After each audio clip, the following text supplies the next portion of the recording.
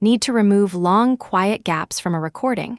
This workflow is useful when spoken audio contains dead air that wastes time. I will show the complete process, verify what the tool produces, and explain the one limitation that matters. Open Silence Remover on AudioFetcher. The media processing workflow runs locally in your browser, so the selected file is not uploaded to an AudioFetcher media server.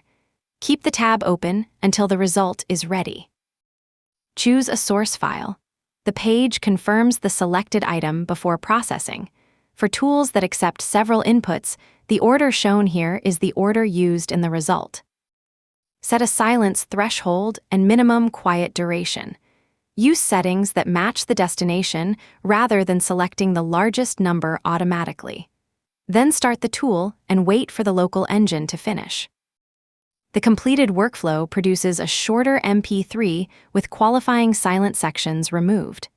Download or inspect the result before closing the page. The automated AudioFetcher test suite also opens this output with FFprobe and verifies its expected stream properties. Aggressive settings can cut intentional pauses.